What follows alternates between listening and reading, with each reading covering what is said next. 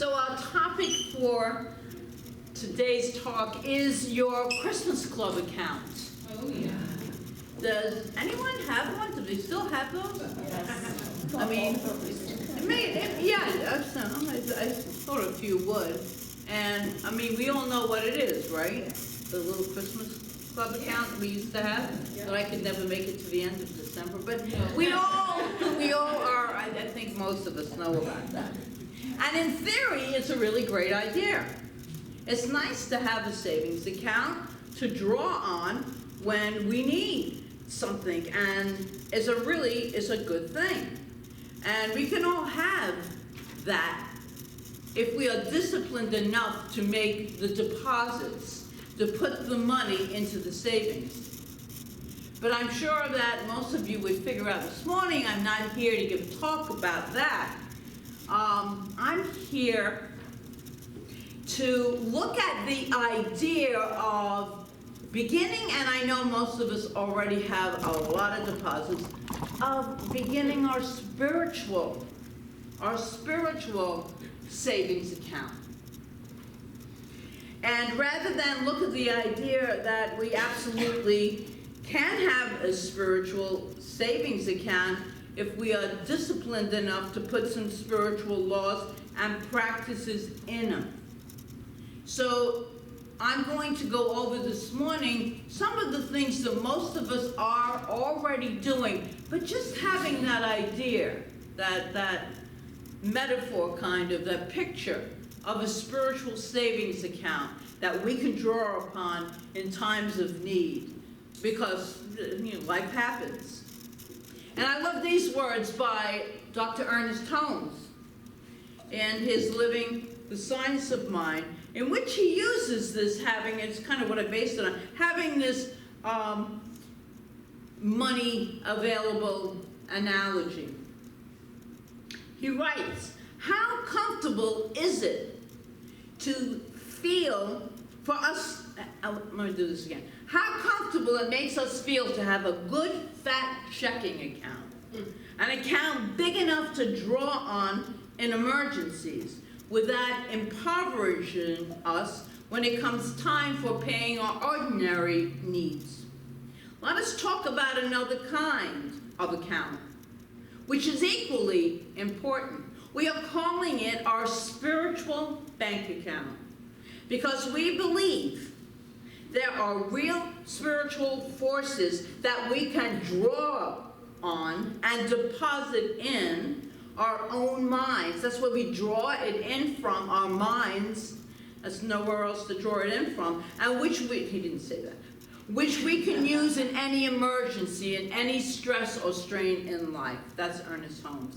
And I particularly love this one line. We are calling it our spiritual bank account because we believe that there are real spiritual forces that we can draw on and deposit in our own minds, and which can be used in an emergency or any stress or strain in life.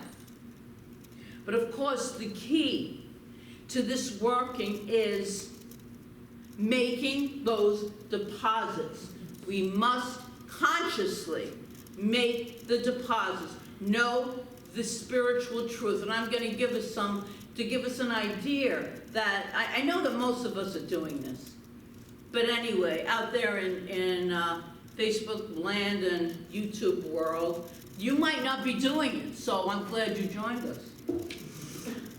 Before we start to talk about the deposits, I want to set the stage for our conversation, and I want to start it by saying something really important, really important. Our teachings do not guarantee that we won't ever have challenges. Clearly, humanity has deep challenges. We see tragic events of every depth on TV, in the news, or we see this in our own lives. We go through all kinds of challenges in our lives. So this teaching is not going to make that all go away.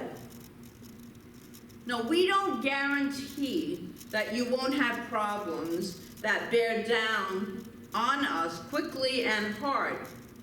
And we also do not guarantee that we won't have things happen in our lives or in the lives of those around us. At the level of humanity, stuff happens. Things will occur. Some of it extremely tragic and painful.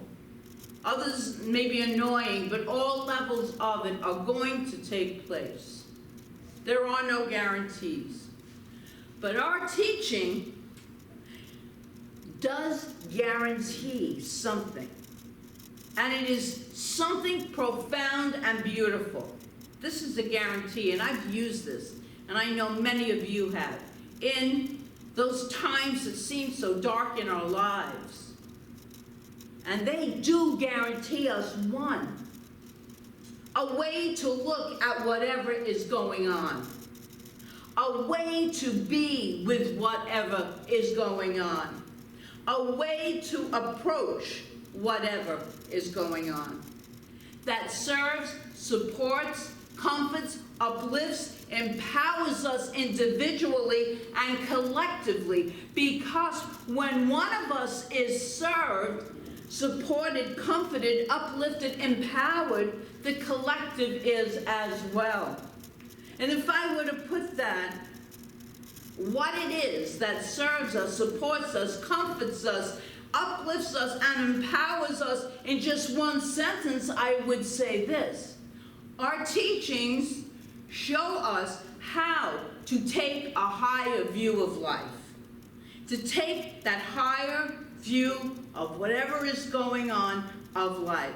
We are not here alone. We have a power that is absolutely stunning, amazing, beyond words. That is us. And I love the reading today. We are God, each and every one of us. Love it. And many of you know I'm taking a class, and that is his big thing. And he shocks a lot of people, this minister from California, because we are God. But, you know, people feel a little cringy saying that. But what else could we be? If we're made out of God's stuff, we have to be God, right? That's an aside. So our teachings show us how to take that higher view. So let me tell you a little story that fits right in here to illustrate this idea of a higher view of life. It's a story about an English couple visiting New York City for the first time. To be honest, they were afraid of New York City. They had heard that it was full of crime and rude people and garbage everywhere. And their host, however, was a very wise person. He took them to the observation deck of one of the tallest buildings in New York. They went up there and they took a look at the city from the top. It was a clear day, and they could see forever. So it seemed. But they were most impressed with the beauty of the city. The vistas, the buildings, the greenery, because you got Central Park, this huge, beautiful land of greenery right in the middle of Manhattan. Everything about it was utterly spectacular. All during the rest of the week, as they traveled all around town, they could keep this vision. They could not keep this vision of this view out of their minds. They wrote later to their host that it was the greatest experience they had ever had in traveling around the world. They loved New York City. They thought it was one of the most beautiful and friendliest cities that they had ever been to. All because they got a view from the top, that they got that before they experienced the city itself. That's what stayed with them, the view from the top. Remember, we must make the deposits into our spiritual bank account before we need them in order to use them. You can't go to a bank and withdraw money if you have not been making your deposits. It's the same thing with the spiritual savings account. So what are some of the deposits that we can make so that we have this higher view of life, a view from the top? Well, first, a realization that God is the only power. Just one power. Study, contemplate, think on these words. Think on that. God is the only power. There's not God and anything else. That's all there is. This infinite source energy is a beautiful, glorious, creative energy to me. And everyone has their own interpretation and relationship with the higher power. And so I love this this is a writing that I'm going to read from New Thought writer Emily Cady. She wrote this: God is power. Not simply God has power, but God is power. In other words, all the power there is to do anything is God. God, the source of our existence every moment. It is not simply omnipotent, which is all powerful, but rather omniscient, which is all power. God is not just omniscient, all-knowing, but omniscience, all knowledge. God is not only omnipresent, but more, omnipresence. God is not a being, she writes, having qualities, but rather is the good itself. We use those qualities to try to define the indefinable. We really try to describe it, and it really is beyond human language. Ernest Holmes wrote this: a realization of the presence of God is the most powerful healing agency known to the mind of man. A realization of the presence of God. That is the most powerful thing we could ever deposit in our account. This is, of course, the first place we go to when we do a spiritual mind treatment, an affirmative prayer. We always go to God first, and we talk about the qualities of God, trying to, and it does, get us deep into our consciousness and connection, just by the feeling state of it. We have our students when they're training to write prayer after prayer until they have mastered it, so that the thing is, it's a technique, the prayer, the spiritual mind treatment, but it deepens us into this consciousness of oneness, which is the truth of all life. That's what our teachings teach. So they begin, the students writing the prayers and praying they're starting to make those spiritual deposits in their account. And then the second deposit, God is in as all of us, each and every one. As the incredible writing today that came out of, I don't even know if it's in the middle of the night, it came a direct message from the divine to David. So thank you for sharing that. I'm going to try to say this name. Hazrat Inayat Khan, okay? Pretty close. He's the founder of the Sufi order, okay? I didn't say it right, excuse me, but he wrote this, and this is what I want us to hear, because it's so good. It's short. The solution to the problem of the day is the awakening of the consciousness of humanity to the divinity within. What else is there? What else is that, right? Awakening to the consciousness of divinity that is within. We absolutely have to have the concept that God is in and expressing as each and every one of us firmly, deeply planted in our consciousness in order to be able to hear those words. Many people can't hear those words. But if we can, if we're open enough to truly take that in, we will have a transformative experience. Guaranteed. We make tremendous spiritual deposits when we train ourselves to see God even when it's difficult, even when we're going through the middle of some darkness. It looks like the dark night of our soul. We make tremendous spiritual deposits when we train ourselves to see God, even in the midst of all of that. And that is the truth. When I've prayed the hardest, when I've gone through some really, challenging isn't even deep enough, times in my life, and I've prayed and I've done my meditation and I've really gotten so close with the divine, and then the situation kind of heals or it changes or shifts, that deposit I made stays with me for life. It never went away.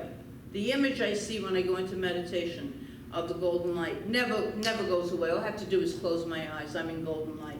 That's the gift of making that spiritual deposit when I was in a very dark place. And the third deposit, something greater is always going on. That's why I like to put at the end of our treatments, this or something greater or better.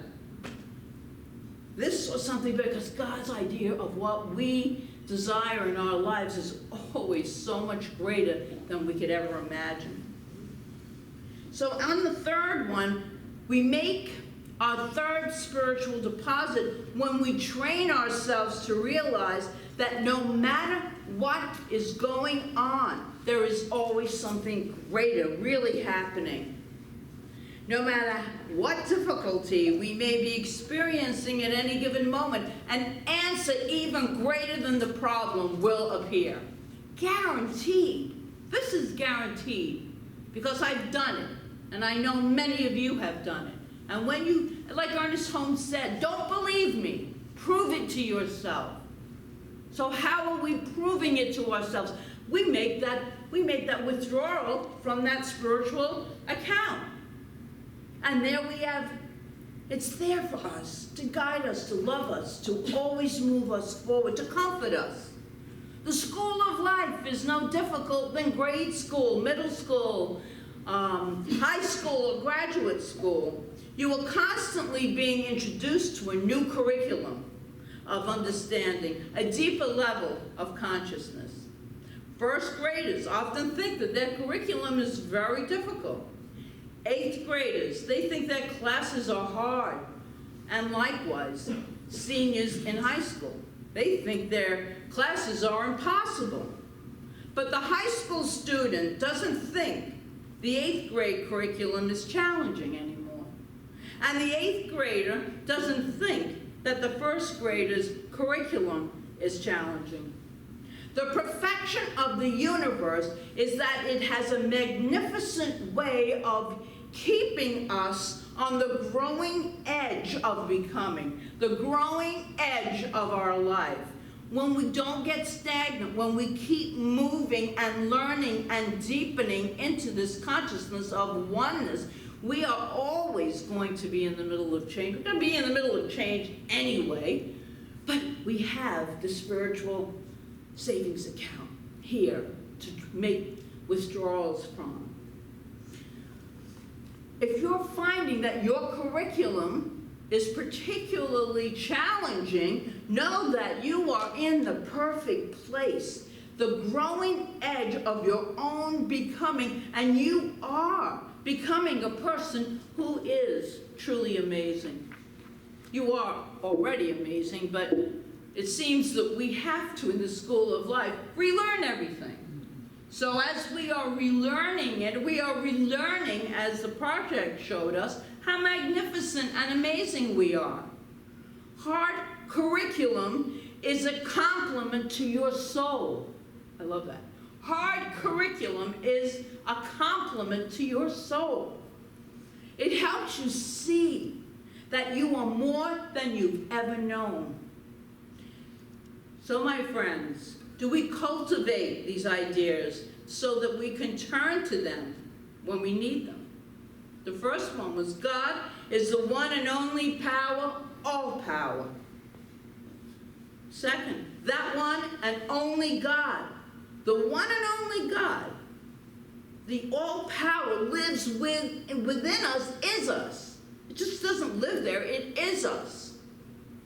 Our bodies are imprinted upon this energy. And the third, there is always something greater going on, bigger than any experience I might be having. These are the mental deposits to make into a spiritual account. And as we make these, just by living life and using these principles that we teach, we are making deposits that we can use when we need them. And I'm going to read, I'm basically ending it, but read one of my favorite passages from The Science of Mind. This is Ernest Holmes. He tells us, stay with the one and never deviate from it. Never leave it for a moment. Nothing else can equal this attitude. To desert the truth in the hour of need is to prove that we do not know the truth. When things look the worst, that is the supreme moment to demonstrate to ourselves that there are no obstructions to the operation of truth.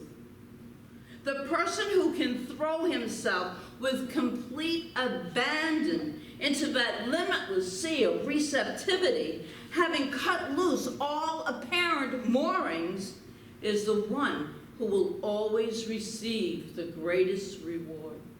I love that reading. That's on page 282 of the Science of Mind book. That is what our teachings guarantee. If we will just make those spiritual deposits. And I stand before you here this morning, eternally grateful for these teachings that just transform our lives. They really do change our lives because we're not just dependent on how to solve a problem, how to get through life, how to deal with this situation, like without any spiritual guidance whatsoever. And we have all that spiritual guidance within us. This is where it is. And when we make those deposits, we know that we can always turn and make a withdrawal from that account that we've established through the depth of our knowing. So Shakespeare once said, "Sweet are the uses of adversity." When we are in the midst of adversity ourselves, it does not always feel sweet. But what he is saying is, sweet are the uses of adversity, which like a toad, ugly and venomous at first look, yet finds yet a precious jewel upon his head. Thus, our lives exempt from public harm we see the running brooks. We find sermons in stones, this is Shakespeare, and good in everything. I would not change it. Good in everything. Good in everything. I would not change it. We go through some horrific things in our lives. There's good in everything. I would not change. We can't change it anyway. There's good in everything. We look for the good. We look for the lesson. We deepen into that spiritual knowing that this is a temporary experience we're all having here. None of us are here forever. But that spirit that we are is eternal, can go nowhere. It's always who we are. It is a truth. There's nothing to heal but the revealing of the presence of the divine within us. That's it. So let's take time this week to reflect and listen to those deeper parts of ourselves. That's why meditation is so very important, to deepen into that relationship with the divine. And if there is any adversity in your life, the news or any place around you, just be reminded that with a broad enough look and a big enough heart, there really is good in everything. And go to that higher view. Take that higher view of all of life. If we look a little deeper and a little harder, we'll see that precious jewel upon the head of the experience we are having. That is, if you have sufficient deposits in your spiritual, we'll call it Christmas, in your spiritual Christmas Club account. And so it is.